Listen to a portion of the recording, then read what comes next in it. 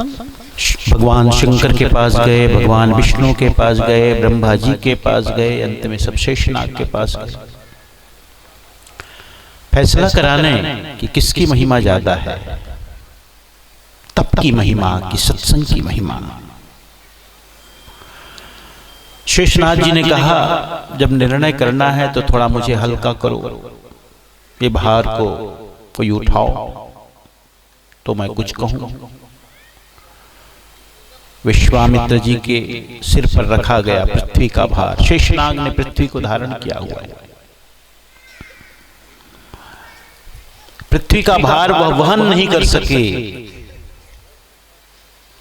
वशिष्ठ जी के सिर पर रखा गया, चलो तुम रख लो भाई थोड़ा। लेकिन उन्होंने पृथ्वी के भार का वहन कर दिया, वहन किया। शेषनाग जी चुप ही हैं, उत्तर की प्रतीक्षा में। विश्वामित्र जी पूछ बैठे, आपने कुछ कहा नहीं। शेषनाग जी कहते हैं अब कहने को बाकी क्या है, बचा क्या है भाई कहने को, फैसला हो गया। कहा क्या फैसला हो? यही कि सत्संग की महिमा कितनी है, फैसला हो गया। तुमने पृथ्वी के भार का वहन नहीं कर सका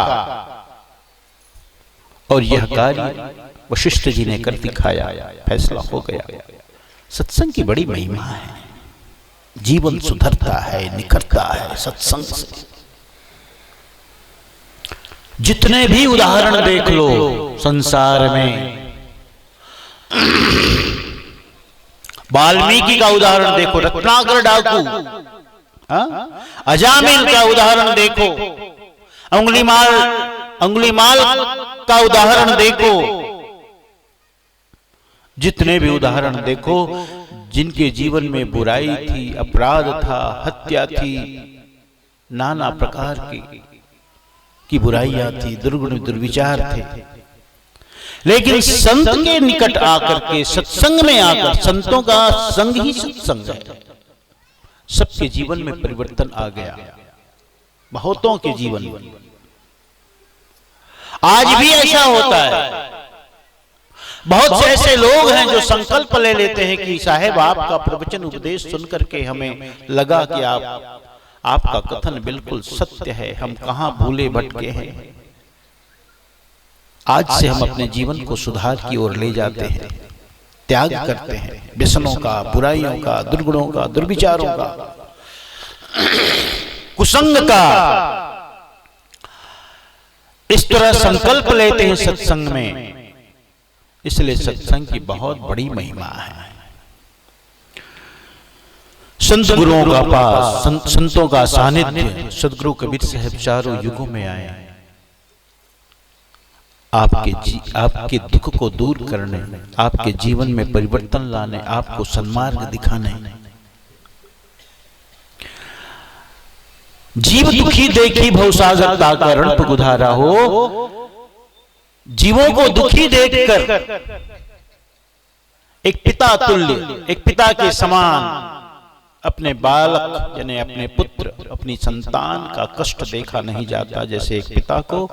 ऐसे ही जो संत गुरु होते हैं, भगवान होते हैं, उन्हें देखा नहीं जाता। जब पृथ्वी में अधर्म और अन्याय का चारों तरफ बोलबाला हो जाता है, अनैतिक अन्याय अधर्म का,